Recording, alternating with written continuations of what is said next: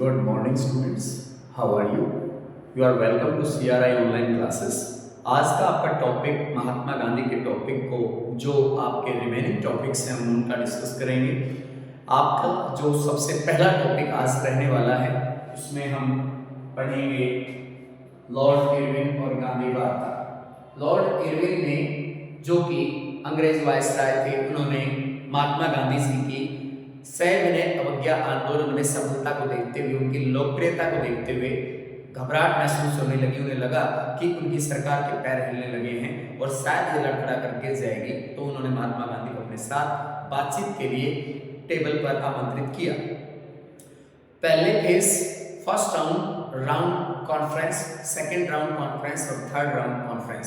पहला गोलमेज सम्मेलन, दूसरा गोलमेज सम्मेलन और तीसरा गोलमेज सम्मेलन, 3 सम्मेलन आयोजित हुए. पहला गोलमेज सम्मेलन 1930 के नवंबर में हुआ. दूसरा गोलमेज सम्मेलन 1931 के नवंबर में हुआ. तो ये दूसरा गोलमेज सम्मेलन ज़्यादा अहमियत रखता है क्योंकि दूसरे गोलमेज सम्मेलन में महात्मा गांधी सिर्फ कांग्रेस पार्टी की तरफ से एक रिप्रेजेंटेटिव बनकर गए थे. तीनों के तीनों गोलमेज सम्मेलन B.R. अम्बेडकर जी ने अटेंड किए.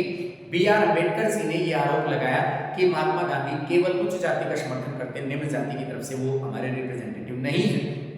दूसरी तरफ उन्हें चैलेंज मिला हमारे देश के देशी रियासतों की तरफ से, उनके भी रिप्रेजेंटेटिव वहां गए हुए थे. उन्होंने भी ये कहा कि ये जो देशी रियासतों की तरफ से हम इसको रिप्रेजेंटेटिव नहीं मानते हैं और हमारा अलग अस्तित्व है. अगर देश आजाद आज हो जाता है तो हमारा एक अलग देश होगा. तो इस तरह से वो उसे रिप्रेजेंटेटिव नहीं मान रहे थे. तो इस तरह के चैलेंजेस थे महात्मा गांधी के सामने. तो दूसरे गोलमेज सम्मेलन में अपनी बात उन्होंने बताई और 11 सूत्री मांग अंग्रेजों के सामने रखी. तो 11 सूत्री मांगों को अंग्रेजों ने कहा कि हम आपकी सारी मांगे मान लेंगे. लेकिन कुछ समय बाद जैसे ही महात्मा गांधी वापस इंडिया आते हैं तो उनके सारे साथी सदस्यों को जो सविनय अवज्ञा आंदोलन में नेतृत्व कर रहे थे, लीडर्स थे या सपोर्टिव कर्मचारी के तौर पे कार्यकर्ता के रूप में काम कर रहे थे, उनको गिरफ्तार करके जेलों में बंद कर दिया गया. तो ऐसा करके महात्मा गांधी के एक तरह से हौसले को तोड़ने का काम करने की कोशिश की गई और जो सविनय अवज्ञा आंदोलन है उसको उसकी सफलता को रोकने की कोशिश की गई. उन्हें लग रहा था कि सारे भारत के लोग एकजुट हो रहे हैं. यहाँ तक कि सविनय अवज्ञा आंदोलन में महिलाओं ने भी बढ़ चढ़ करके भाग लिया. इसमें सभी वर्गों के व्यक्ति, चाहे वो उद्योगपति हो, कर्मचारी हो, किसान हो, मजदूर हो, हर वर्ग का व्यक्ति, बुनकर या कोई और लघु उद्योग, कुटीर उद्योग का चलाने वाले जो भी व्यक्ति होते थे, उन सबको इसमें शामिल किया गया. बढ़ चढ़ करके दूर दराज के गांवों तक इसकी पहुंच की गई और यह सविनय अवज्ञा, जैसे कि नाम से पता चलता है, विनय पूर्वक अंग्रेजों की आज्ञा का पालन नहीं करना, इसमें लोगों को समझाया गया कि हम अंग्रेजों की बनी हुई चीजों का इस्तेमाल ना करें. बनी हुई विदेशी वस्तुएं यानी यूरोपियन जो चीजें हमारे इंडिया के बाजार में, हम उनका बहिष्कार करें, होली जलाएं और हम किसी भी रूप में अंग्रेजों को सपोर्ट ना करें. हम ये नहीं कि हिंसा करेंगे, हिंसा नहीं करेंगे, सपोर्ट भी नहीं करेंगे. सपोर्ट नहीं करेंगे तो उन्हें पता था महात्मा गांधी का कि ये मुट्ठी भर अंग्रेज हैं, ये लोग इतना ज्यादा समय तक भारत में राज नहीं कर सकते हैं. तो ये बात उनको समझ में आ गई थी और इस प्रकार महात्मा गांधी ने दोबारा से इस आंदोलन को 1932 में इस आंदोलन को बंद करना पड़ा. फिर उसके बाद 33 में फिर दोबारा से शुरू किया, 34 तक चला, लेकिन उसके बाद उसकी लोकप्रियता उतनी ज्यादा नहीं थी क्योंकि अंग्रेजों ने इसे साजिश के तहत इसको कमजोर बनाने की कोशिश की गई. सभी कार्यकर्ताओं को गिरफ्तार करके जेलों में बंद कर दिया गया, हजारों की संख्या में लोगों को जेलों में बंद किया गया. ये सारी जानकारियां आपको इसके साथ, इस टॉपिक के साथ, इस कॉन्सेप्ट में आपको लिखनी है. इसके साथ आपको आगे चलते हैं इस टॉपिक पर कि पृथक निर्वाचिका अम्बेडकर जी के विचार. पृथक निर्वाचिका क्या है? हमारे देश में जैसा कि हम सभी जानते हैं कि कुछ नेता ऐसे भी रहे हैं जिन्होंने SC और ST की नीतियों को या उनके साथ होने वाले दुर्व्यवहार को रोकने के लिए एक अग्रणीय नेता का काम किया. तो उन्हीं में से एक नेता थे डॉक्टर B.R. अम्बेडकर, जिसका पूरा नाम बाबा साहेब भीमराव अम्बेडकर. ये नाम है एक प्रसिद्ध विधिवेता जो कि प्रथम जो हमारे जो देश की सामान्य जो जनरल इलेक्शंस होते हैं उसके बाद उन्हें कानून मंत्री बनाया जाता है महात्मा गांधी के सलाह से, क्योंकि वो एक योग्य आदमी थे. कहा जाता है कि बी आर अम्बेडकर जी के विषय में कि ब्रिटेन की गवर्नमेंट भी उन्हें अपने पास रखना चाहती थी, लेकिन उनके मकसद कुछ और था। वो ये चाहते थे कि भारत के अंदर कि जो अनुसूचित जाति और जनजाति के लोग हैं वह उनके न्याय के लिए काम करेंगे, और वाकई में उन्होंने किया। और आज आप देख सकते हो कि एससी और एसटी को जो रिजर्वेशन मिला है वो बी आर अम्बेडकर के प्रयासों की वजह से मिला है, और जो हमारे देश का संविधान बनाने में सबसे बड़ी भूमिका निभाई है तो वो भी बी आर अम्बेडकर जी ने निभाई है। बेशक से बाकी नेता भी रहे हैं, लेकिन जो कंट्रीब्यूशन उनका रहा, जो संविधान के प्रारूप को तैयार करने की जो भूमिका है, ड्राफ्टिंग कमेटी के चेयरपर्सन उनको मतलब रखा गया, और हमारी संविधान सभा में बहुत महत्वपूर्ण भूमिका उनकी रही। बी आर अम्बेडकर जी महार जाति से बिलोंग करते थे, महाराष्ट्र से बिलोंग करते थे, और उन्होंने अपने साथ होने वाले जाति व्यवहार को बहुत अच्छे से नोट किया था। अब वह आगे इस तरह की नीति पर काम करना चाह रहे थे कि ताकि जातिगत समानता समाज के अंदर आए और किसी प्रकार की छुआछूत या असमान व्यवहार समाज के अंदर न मिले, इसके लिए वो वर्क करना चाह रहे थे। उन्होंने ये कहा हमारी जातियों को, इन जातियों को, एससी और एसटी को हजारों सालों से दुर्व्यवहार का सामना करना पड़ रहा है, और ज्यादातर इन्हें ही परेशान किया जाता है, अन्याय इनके साथ, असमानता इनके साथ हो रही है। तो हम चाहते हैं कि अलग से पृथक निर्वाचिकाएं दी जाएं, यानी सेपरेट इलेक्टेड्स की डिमांड वो कर रहा था, जिसका मतलब था कि अगर चुनाव में कोई एससी उम्मीदवार ही खड़ा होगा और एससी कैंडिडेट ही उसे वोट करेंगे, इसी प्रकार एसटी उम्मीदवार खड़ा होगा और एसटी या एससी उम्मीदवार ही उन्हें वोट करेंगे। इनका ये रिजर्वेशन का फॉर्मूला था। तो ये फॉर्मूला भारतीय नेता महात्मा गांधी जी को पसंद नहीं आया। उन्होंने बी आर अम्बेडकर जी को समझाया कि अगर आप इसी जिद पर अड़े रहे तो देश के टुकड़े फिर हो जाएंगे, और ये व्यवस्था आपकी जाति को भी आगे नहीं लेके जाएगी। ये जातिगत आधार पर अगर हमने सेपरेट इलेक्टेड्स बना दिए तो डेफिनेटली देश के अंदर एक और विभाजन देखने को मिलेगा, और जातिगत आधार पर उच्च जाति के लोग निम्न जाति को उस समय बर्दाश्त नहीं करेंगे जब वो सरकारी सेवाओं में होंगे या बड़े अधिकारी के पद पर काम कर रहे होंगे। तो सुनियोजित हिंसा देखने को मिलेगी, और ये चीज आपके लिए भी ठीक नहीं है। आप इस चीज को मतलब ये जिद छोड़ दीजिए। तो पूना पैक्ट महात्मा गांधी और बी आर अम्बेडकर जी के बीच होता है। पूना पैक्ट याद रखिए, पूना पैक्ट जो है पूना समझौता है, पूना समझौता जो बी आर अम्बेडकर और एम के गांधी इनके बीच होता है। ये पूना समझौता 1932 और लॉर्ड इरविन की जो बातचीत है वार्ता 1931 में होती है, 1931। तो याद रखिए इन दोनों समझौतों के विषय में 1931 लॉर्ड इरविन और गांधी के बीच की बातचीत है, और ये 1932 में पूना समझौता बी आर अम्बेडकर और महात्मा गांधी जी के बीच हुआ है।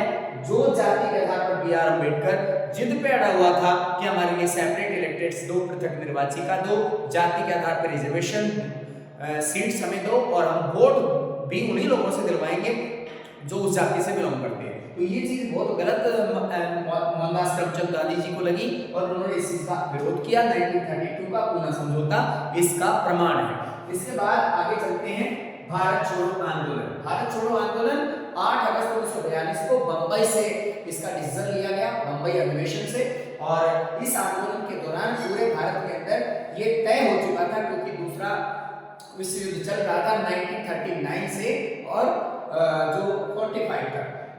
उस युद्ध के दौरान कोशिश थी महात्मा गांधी की हमारा देश आजाद हो जाए, और इसलिए उन्होंने सक्रिय और एक मजबूत आंदोलन खड़ा कर दिया।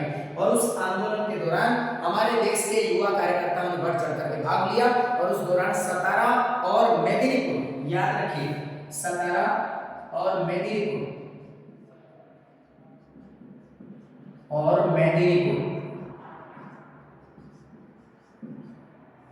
में प्रति सरकारों का गठन किया गया। प्रति सरकार का गठन। सतारा जो कि महाराष्ट्र के अंदर पड़ता है, एक शहर है। मेदिनीपुर जो है वेस्ट बंगाल के अंदर कोलकाता के पास पड़ता है। इन दोनों जगह पर हमारे देश के युवा कार्यकर्ताओं ने अंग्रेजों की सरकारों को चैलेंज करने के लिए अपने देश की ही सरकार बना डाली, और इन्हें प्रति सरकार कहा है। पैरेलल गवर्नमेंट इन्हें कह सकते हैं आप, पैरेलल गवर्नमेंट। तो ये सब क्यों हुआ, पैरेलल गवर्नमेंट क्यों बनाई गई, क्योंकि वो चैलेंज करके दिखाना चाह रहे थे कि भारत के अंदर जो महात्मा गांधी ने इतनी ज्यादा आक्रोश लोगों में, इतना जोश भर दिया है कि अब वो उन्हें जरूरत ही नहीं है अंग्रेजी सरकार की सरकारों की। अंग्रेज सरकार यहाँ पे अगर सरकार कायम करती है या कुछ भी ऐसा करती है तो हमारे देश के लिए अन्याय ही करने वाली है।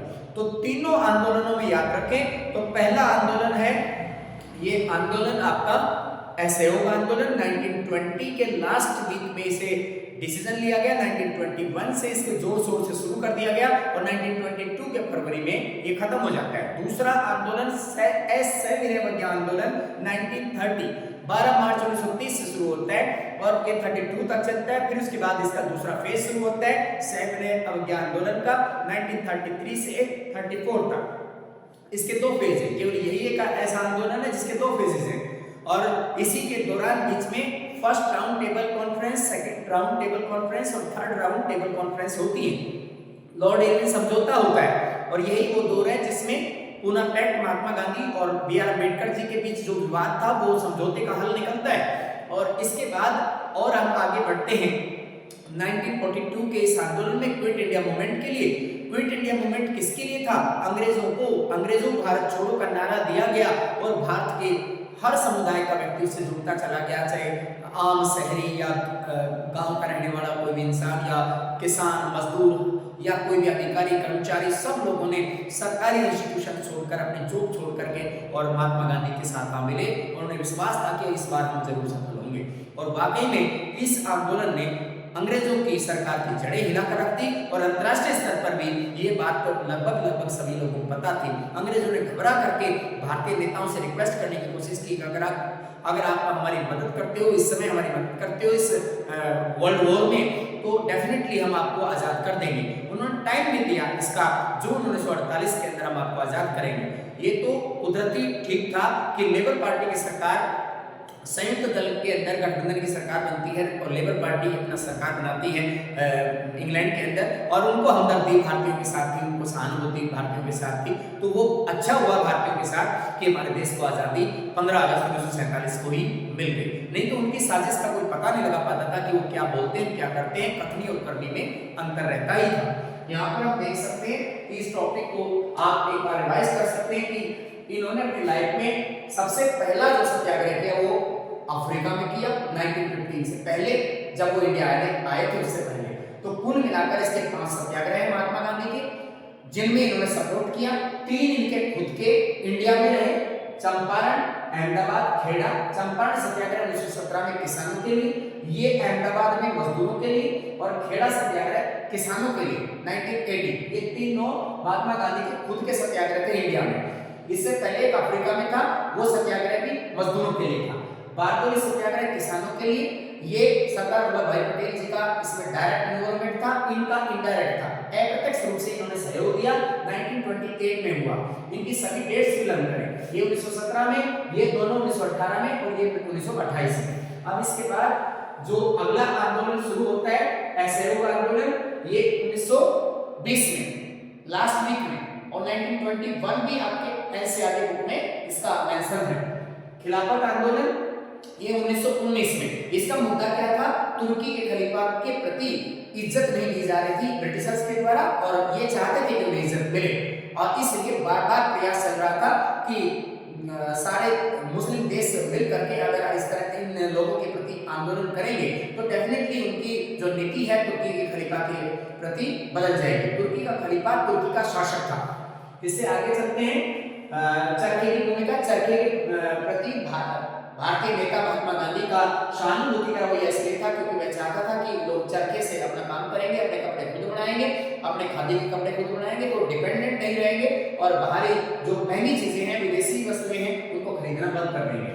चमत्कारिक और अविश्वसनीय छवि, क्योंकि उनके बारे में आम जनमानस उन्हें महात्मा कहकर बुलाते थे, उनको मानते थे कि भगवान का ही एक अवतार है और ये करिश्माई छवि इसकी है कि शायद ये इनको जो ब्रिटेन वाले जो लोग हैं, ब्रिटेन की जो सरकार है, इनका कुछ नहीं बिगाड़ सकती है और ये अपने हर मुद्दे पर सफल होते हैं। नमक सत्याग्रह में 12 मार्च 1930 को स्टार्ट होता है।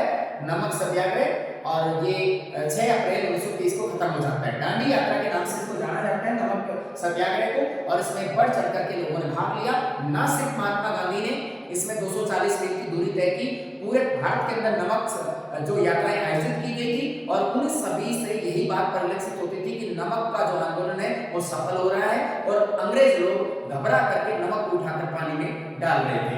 इसके बाद दांडी यात्रा, ये इसी के इसको जोड़ के आप एक्सप्लेन कर सकते हो, नमक सत्याग्रह और दांडी यात्रा दोनों सेम ही है, और आप इनको एक्सप्लेन कर सकते हो। दांडी जो स्थान है वो महाराष्ट्र के अंदर गुजरात के तट के स्थान पर है, अरब सागर के पास, और सैन्य मुक्ति आंदोलन 1930 में स्टार्ट होता है, 1930 में 32 तक 1932 तक ये चलता है, और फिर इसका दूसरा फेज 1933 में स्टार्ट होता है, और फिर ये 34 तक चलता है। तो याद रखिए इसके दो फेजेस हैं, इसी के। और जो भारत छोड़ो आंदोलन है ये 1942 में आंदोलन चलता है, और ये असहयोग का आंदोलन 1921 में 22 तक, और खिलाफत मूवमेंट 1919 में। Rowlatt act 1919, Rowlatt act 1919। तो इस प्रकार से हमारे टॉपिक जो है, आज जो भी आपके टॉपिक कराए गए हैं, इन सभी टॉपिक को आप अपने नोट्स रेडी करें, लर्न करें, और इन जो भी आपको जो महत्वपूर्ण फैक्ट इसमें आए, जैसे रॉलेट एक्ट का आया, 1931 का लॉर्ड इरविन का आया, पूना समझौते का आया, इन सब की आपको छोटे क्वेश्चन इन पे बेस करते हुए छोटे क्वेश्चन भी बनाएं। धन्यवाद।